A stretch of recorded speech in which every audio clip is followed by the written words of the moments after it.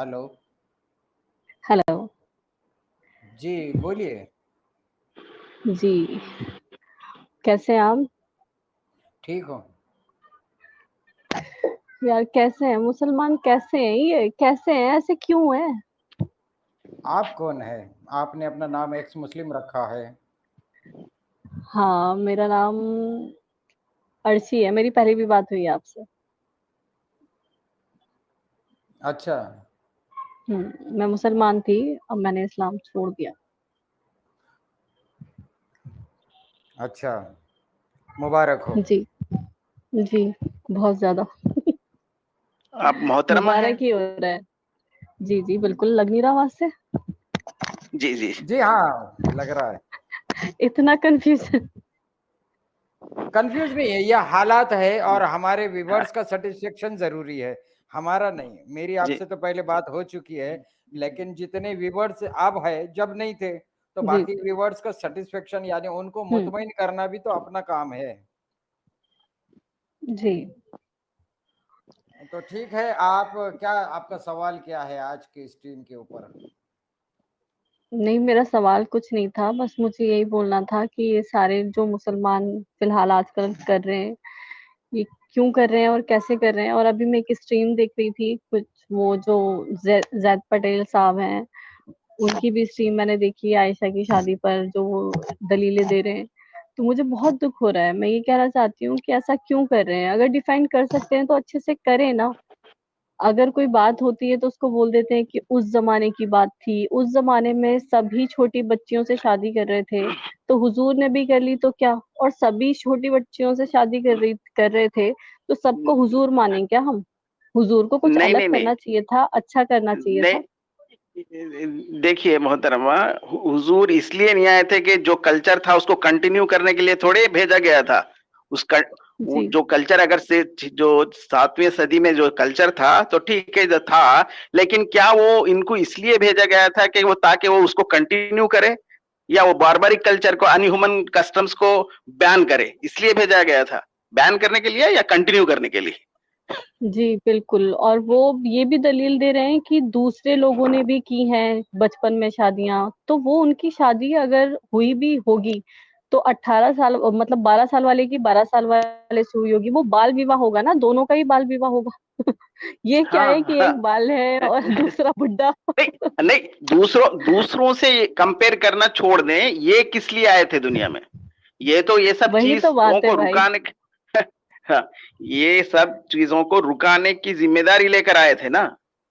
हम्म। या वो जो जो चल रहा अभी था वो दूसरे। उसको कंटिन्यू करने आए थे? जी। तो पता नहीं क्यों नहीं समझ रहे मुसलमान ये बात। और बाकी अभी बहुत सारे मुसलमान मिलके, अभी मैंने देखा लाइव चल रहा है उनका, उसमें आमिर हक हैं, अलीना करके कोई हैं, तो वो हिंदुओं के देवी देवताओं पे बात कर रहे हैं, रामायण पढ़ पढ़ के जब बता रहे हैं। देखिए, सबसे जब ये पहली बात तो ये है कि इस इंटरनेट से जो फायदा हुआ है वो ये हम्म। हुआ है कि भारत के अंदर और हम्म। मुस्लिम कम्युनिटी को जो मिसगाइड कर रहा है वो हाईलाइट हो रहे हैं। आप देखेंगे जितने भी वीडियोस है मौलवियों हम्म। के आयशा के ऊपर, वो उसमें दो पार्ट आपको क्लियर क्लियर नजर आएंगे। पहला पार्ट उन मौलवियों का है जो ये कहते हैं कि 6 साल की शादी, 6 साल की उम्र में शादी, वो कोई इनवैलिड नहीं थी उस टाइम पर। वो जस्टिफाई करने की कोशिश करते हैं कि 6 साल की शादी वैलिड थी उस पीरियड में। दूसरा जो ग्रुप है मौलवियों का, वो ये कहने पर लगा हुआ है कि वो 6 साल की नहीं थी बल्कि 18 साल की थी।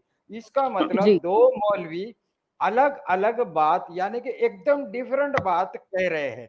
तो यहाँ पर इंटरनेट से ये एक फायदा हुआ कि मुस्लिम कम्युनिटी ये जान ले, अभी भी वक्त है कि मौलवी किसी एक बात पर सेटिस्फाइड नहीं है।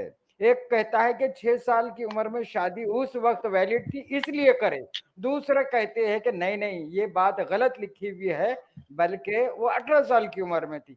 अब ये दोनों ही पहले सेटिस्फाइड नहीं हो रहे, दोनों आपस में एक दूसरे के खिलाफ बयानबाजी कर रहे। अब तीसरा एक ग्रुप आता है जो ये कहता है कि ये सनातन के देवी देवता में क्या चला। तो इसका मतलब इन दोनों से हटकर ये ग्रुप खतरनाक है। वो ये कहने के लिए कि आप गलत है इसलिए हम भी गलत है, इनडायरेक्टली यही कह रहा है फिर वो, ठीक है? आप हाँ मतलब इसको गलत मानते हैं तो ठीक है, ये गलत है तो ये भी सही नहीं है। यानी हम्म कि हम वफादार नहीं है तो तू भी यानी समझ में आ गई कि हम भी वफादार नहीं है तो तू भी वफादार नहीं है। तो ये हम्म इनडायरेक्टली ये आवाजें बकबक हो गया या कोई और हो गया, वो इनडायरेक्टली अगर किसी देवी देवताओं के बारे में कह रहे विदाउट रेफरेंस कह रहे हैं, लेकिन ये वैसाखी इसलिए ले रहे कि मैं मेरा पैर तो नंगड़ा हो गया, तो वो भी हम्म सलामत नहीं है, तू भी नंगड़ा है, ये कोशिश में लगे। अब ये 3 जी ग्रुप मौलवियों का मैंने आपको बताया, तीनों ग्रुप। एक ग्रुप कहता है कि 6 साल की वैलिड थी, दूसरा ग्रुप कहता है वो 6 साल की नहीं थी, और तीसरा कहता है कि तुम्हारे भी पास देख लो ना, सेम है। मतलब हम और तुम सेम है। तो हमारे हम्म रेफरेंस के साथ जो बात हुई है, विदाउट रेफरेंस के कहानियों के साथ हम कंपेयर करते हुए उसको जस्टिफाई करने की कोशिश कर रहे हैं। आज भी वक्त है मोमिनो, ये मौलवियों की बातों को जरा कंपेयर करो, सुनो कौन सा मौलवी क्या कह रहा है, तो ये कहां से कह रहा है, ये कहां से कह रहा है, ये कहां से ला रहे हैं, ये जो जस्टिफाई करने वाले लोग भी, मौलवी भी। तो आज हमारे पास मोहम्मद भी नहीं है, आयशा भी नहीं है, जैनब भी नहीं है, जायद भी नहीं है। आज हमारे पास ये ग्रुप है जो आप लोगों को कभी ये नहीं कहेगा कि मुसलमानों छोड़ दो ये बातें, जो गलत है उसको छोड़ दो, हम सही बात लेंगे, बिल्कुल नहीं। इनका जो कॉन्सेप्ट है, पूरे के पूरे इस्लाम में दाखिल हो जाओ, पूरे के पूरे, हम्म जरा छूटना है।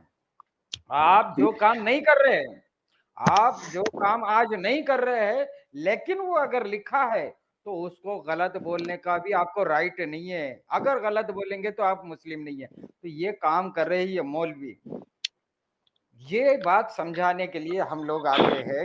ये नहीं, हमें कोई प्रॉब्लम नहीं है उनके शादियों से, लेकिन मौलवी तुमको किस तरह मिसगाइड कर रहा है ये बताने के लिए आते हैं। जी मुझे तो शादियों से भी हाँ प्रॉब्लम है, मुझे लौंडियों से भी प्रॉब्लम है, मुझे आयशा की शादी से भी प्रॉब्लम है। दैट्स व्हाई मैं अब मुसलमान नहीं हूँ। मुझे ऐसा लगता है कि जब हमारी कोई चीज है वो अच्छी ना हो भले ही, लेकिन इतनी गंदी भी नहीं होनी चाहिए, मेरा ये मानना है। जी तो ये लोग बिल्कुल। जो बैठकर बता रहे हैं कि रामायण में क्या लिखा है, सीता में क्या लिखा है, तो वो वहां पे पहली बात तो वहां पर हम अगर मान लो कि बच्चे हैं, छोटे हैं, बड़े हैं, वो किसी को उनके घर में बोला नहीं जाता हिंदुओं के घर में कि तुम रामायण पढ़ो, तुम गीता पढ़ो, किसी को किसी चीज के लिए हाँ फोर्स ही नहीं किया जाता। हमें तो बचपन से ही मारा पीटा जाता है, कुरान पढ़ो, कुरान पढ़ो, नमाज पढ़ो, नमाज पढ़ो। तो हमें तो मारा पीटा जाता है ना इस चीज के लिए। तो हमारे जिसको हमें मारा पीटा जा रहा है जिस चीज के लिए, तो उसमें तो हमें जरूर पता होना चाहिए कि क्या सही है क्या गलत है। जी जी, और उस तो किताब वो को जो आसमान से भी कल्चर है, जोड़ा नहीं जाता। उस किताब को बिल्कुल वो आसमान तो से भी उसने भी नहीं जोड़ा जाता, लेकिन ये किताब को आसमान से जोड़ा जाता है ना। हाँ, आसमानी खुदा को इतना भी नहीं पता था कि भाई बहनों की शादी होगी, कजिन मैरिज होगी, तो उसमें बच्चे अपाहिज पैदा होंगे, ये भी नहीं पता था आसमानी खुदा को। और वो जो दुनिया में बैठ के किताब लिख रहे थे उन्हें ये बात पता थी, उन्होंने ये कल्चर बना दिया कि घर के घर में शादी नहीं करनी। तो ये लोग बहुत ही बेकार हैं। और मुझे और भी जितना मैं जान रही हूँ ना, मुझे ऐसा लग रहा है कि मैं जितना जान रही हूँ, जितना सुन रही हूँ, तो मुझे उतना जी ज्यादा सब कुछ गंदा लग रहा है, सब कुछ अजीब लग रहा है। और मतलब अब तो यह है कि जानने का भी मन नहीं कर रहा, सोचने का भी मन नहीं कर रहा, बस ये चीज बैठ चुकी है दिमाग में कि बस गलत है सब। अब आप अब और तक भी मुझे अगर खुल खुल कर, जी अगर आप और भी खुल खुल कर पढ़ना देखेंगे, अंदर घुसेंगे इस किताब के अंदर, तो और भी आपको ऐसी ऐसी चीजें मिलेंगी जो आप पढ़ भी नहीं सकेंगे और सुन भी नहीं सकेंगे। वो हमारी जबान से हम वो कहने के लिए भी हमें कराहियत होगी। ऐसी ऐसी चीजें भी है इसके अंदर। जी, चलिए ठीक है, आप कंटिन्यू करें, मैं चलती हूँ। मुझे बस यही बोलना था कि जी यहाँ पे क्योंकि बहुत ज्यादा मतलब नॉन मुस्लिम भी आते हैं, मुस्लिम भी आते हैं, तो मैं यही कहना हाँ चाहती हाँ थी कि ये सारी चीजें जो हो रही हैं, तो उसके लिए हमें इतना काफी है कि हमें जबरदस्ती की जाती है कि तुम कुरान पढ़ो, तुम नमाज पढ़ो, तुम धर्म को फॉलो करो, तुम्हें किसी को मारना भी जायज है। ये चीजें हमें बोली जाती हैं, समझाई जाती हैं बचपन से, मदरसों में, मस्जिदों के थ्रू, घरों के अंदर भी, कि काफिर कितने बुरे हैं, वो काफिर हैं, उनका खाना हराम है, उनका पीना हराम है, उन्हें देना हराम है, उनसे लेना हराम है। ये सारी चीजें हमें बताई जाती हैं। और उन लोगों के जी यहाँ ऐसा नहीं होता है। अगर होता भी है तो मुझे लगता है कि होना चाहिए, और नहीं होता है तो होना चाहिए, और ज्यादा होना चाहिए, क्योंकि यहाँ अब रहना मुश्किल हो जाएगा नॉन मुस्लिम का ऐसे माहौल में, जी जैसा माहौल एक्चुअल में मुसलमानों का है, जैसे ये लोग ब्रीफ कर रहे हैं और जैसे ये लोग बना रहे हैं, फिर हर गंदी चीज को सही साबित कर देते हैं। कहना नहीं जी चाहिए, जी लेकिन सच में घिन आती है। ये जितने भी मौलाना अजीब अजीब सी बातें करते हैं ना, तो घिन आती है सुन के कि ये डिफाइंड क्या कर रहे हैं। मैं ये कह रही हूँ कि गलत चीज को तुम बयान ही मत करो, तुम बोल दो कि हमें इस पर बात ही नहीं करनी, लेकिन वो बयान भी करेंगे, उसे डिफाइंड भी करेंगे, सही छोटे साबित करने की भी कोशिश उस करेंगे। उसको सही और साबित करने उसको के लिए ये डाले पे से वो डाले पे, वो डाले पे से ये डाले पे बंदर की तरह कूदते रहेंगे। हाँ हाँ। और उसको जैद कोई साहब हिंदू की, या उसको कोई हिंदू बोल दे तो गुस्ताखे रसूल। जी बिल्कुल। और पता है ये जो स्ट्रीम कर रहे हैं, ये जो मुस्लिम मुस्लिम बैठ के जो हिंदुओं के धर्म पे बात कर रहे हैं, ये जो स्ट्रीम कर रहे हैं, उसमें ना तो ये एक्स मुस्लिम्स को ले रहे हैं, ना ही ये मुस्लिम्स को भी नहीं ले रहा है, ऐसे मुस्लिम जो सवाल करना चाहते हो। मैं मुस्लिम, मतलब मैं अपने नाम से गई, अर्शी नाम से। मैंने इन्हें बोला कि मुझे जी बात करनी है, मुझे कुछ सवाल करने हैं, मैं मुस्लिम हूँ, मुझे कुछ चीजें जाननी है। तो बोले दूसरे चैनल का रेफरेंस दे रहे हैं कि वहां जाके बात करो। और उससे पहले एक हिंदू लड़के को, उसे वेदों में क्या लिखा है और उपनिषदों में क्या क्या लिखा है, ये सब मुझे समझा रहे थे कि आप क्या ये लिखा, आप क्या ये लिखा है। भाई मुस्लिम स्कॉलर हो आप, मौलाना हो आप, आपने कुरान पढ़ा है, वेद कब पढ़ लिया आपने, और पढ़ भी लिए तो आपको उसका प्रचार क्यों करना है? ये क्या क्योंकि चीज इनके है? पास मतलब आप गंदी वेदों का चीजें हैं। प्रचार कर रहे हो। मतलब इतने घटिया, इतने गिर जाएंगे, मैंने सच में कभी नहीं सोचा था। अब से 2 साल पहले जब मैंने इन चीजों से जुड़ी थी, क्योंकि मुझे बहुत टाइम से मुझे ये था कि मैं गुनाह करती हूँ बहुत ज्यादा, तो मेरा दिल जो है बहुत पहले ही भर गया था इस्लाम से। तो उसके बाद जब मैं इन चीजों से जुड़ी, मतलब एक्स मुस्लिम्स को मैंने सुनना शुरू किया, तो मुझे ऐसा लगा नहीं था कि इतना गंदा भी माहौल बन सकता है कभी, कि ये लोग इतना नीचे गिर जाएंगे। मुझे लगा था कि ये कभी बात नहीं करेंगे एक्स मुस्लिम से, या फिर बात नहीं करेंगे, या उन्हें जवाब भी नहीं देंगे, क्योंकि मुझे ऐसा लगता था कि उन्हें कोई फर्क नहीं पड़ता, उनका तो सही चल रहा है ना। बट जैसे ही उन्हें फर्क पड़ना शुरू हुआ थोड़ा सा, तो वो इतना नीचे गिर जाएंगे, ये मैंने कभी नहीं सोचा था। उनकी जमीन हिल रही है, अब नींद हराम हो गई है, तो फिर उनको मुझे डिफेंड करना जरूरी है ना। बहुत दुख होता है भाई, बहुत। कभी कभार ना इतना रोना भी आता है कि मतलब कैसे जिएंगे हम, क्योंकि हम भले ही हम अपने आप को एक्स मुस्लिम बोले, पर हमारी सोसाइटी तो यही है ना, जीना तो हमें जी यही जी है जी ना। मैं ये कहूँ मेरे साथ मेरे माँ बाप, मेरे भाई बहन सब एक्स मुस्लिम हो जाए, तो ये तो इम्पॉसिबल है ना। सोसाइटी नाम की भी तो एक चीज होती है ना, कि जिसमें हम रह रहे हैं बचपन से, उसमें तो हमें रहना ही है। मेरी फैमिली भी अगर एक्स मुस्लिम हो गई तो मेरे रिश्तेदार तो नहीं हो जाएंगे, तो जी इतनी जी घटिया चीजें हो जाएंगी, ये मैंने कभी नहीं सोचा था। मुझे बहुत दुख होता है कि ऐसा क्यों हो रहा है। कई बार तो मन करता है कि पता नहीं कल क्या होगा, अभी मर जाओ, जाके खत्म कर लो खुद को, कुछ ठीक नहीं होगा, इतना गंदा माहौल है, हो चुका है हर चीज का। कोई मौलाना ऐसा आकर एक बार कह दे कि भाई ठीक है, जो चीजें हैं हम उनको, आपके ऊपर है, आप मानो नहीं मानो, लेकिन नहीं, हुजूर की हर सुन्नत को मानना है, हर सुन्नत को मानना है, फर्ज को मानना है, हर चीज को मानना है, हर चीज को पूरा करना है, गुस्ताख रसूल को भी मानना है, हर एक चीज। मतलब कुछ कोई कुछ बोल रहा है तो उसको जवाब भी देना है, उससे लड़ना भी है, उससे जान से भी मार देना है। इन चीजों को मानना छोड़ दो भैया, किसी को मारने की बात करना छोड़ दो, गुस्ताख रसूल वाली बात छोड़ दो। अभी भी मैं देखती हूँ एक्स मुस्लिम्स के नीचे कमेंट्स होते हैं कि तुम लोगों का तो हशर सलमान रुश्दी से भी बुरा होगा। एक्स मुस्लिम्स के हाँ हाँ चैनल ऐसे पर ये कमेंट करते हैं लोग। हाँ, तो पता नहीं क्या होगा यार। लेकिन मुझे सच में बहुत दुख होता है एक लड़की होने के नाते, क्योंकि मेरी जिंदगी तो ऐसी नहीं है ना कि मैं भाई खत्म सब, तो जी मैं बाहर घूमती फिरूं। मैं ऐसी सोसाइटी से भी नहीं हूँ कि मैंने अपना सब अकेले घर बना लूंगी, अकेले रह लूंगी। मुझे तो यहीं जी रहना है। वो सोसाइटी में बहुत रहना दुख जरूरी होता है है। मुझे। देखिए बहन, मैं आपसे एक चीज कहना जी चाहता जी हूँ। अच्छी, मैं आपका दुख समझ सकता हूँ क्योंकि मैंने भी अपने परिवार को खोया है।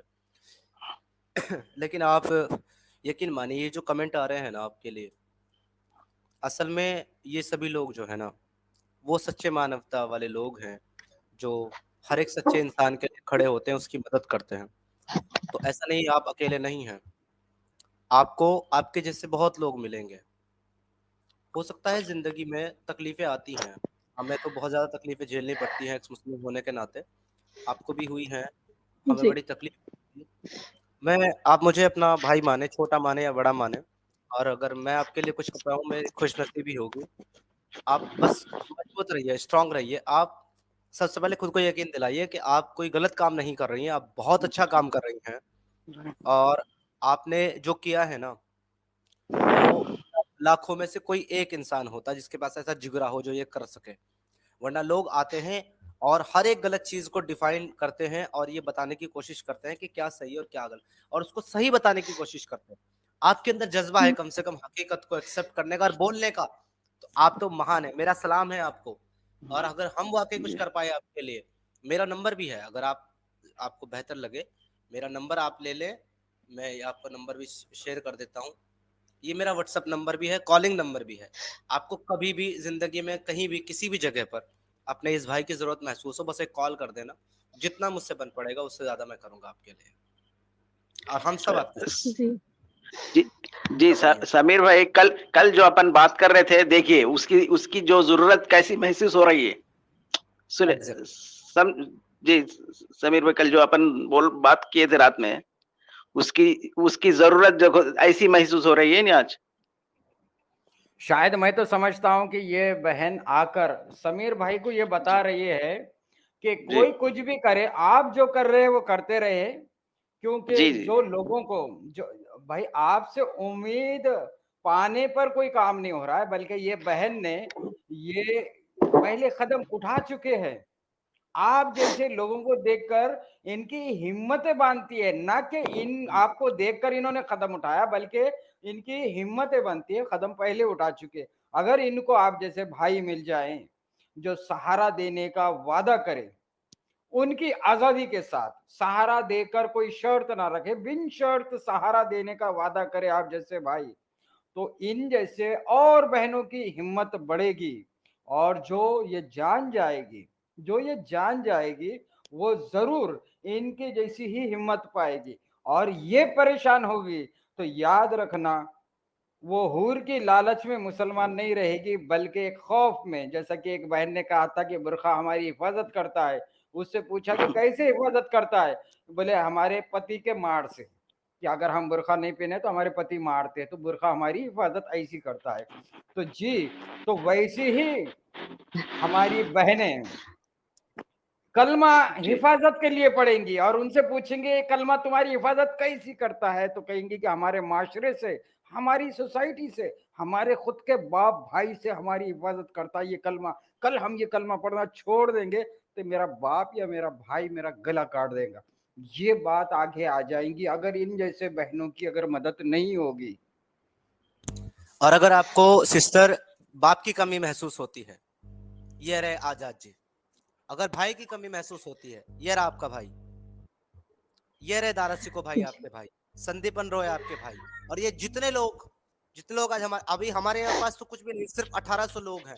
ये भारत के 100 करोड़ लोग आपके साथ, आपके पीछे खड़े हैं। अच्छा जी, थैंक यू मोहतरमा, सो मच। और ये सोचिए आपके कोई भी दुनिया में आज तक ऐसी चीज जो नई आई है वो इमीडिएट एक्सेप्ट नहीं हुई है, उसको डिनाउंस किया गया। जो भी नए नए इन्वेंशंस किए उन लोगों को जला दिया गया, उनको मार दिया गया। उसके बाद बहुत दिन के बाद वो चीज एक्सेप्ट हुई सोसाइटी के अंदर।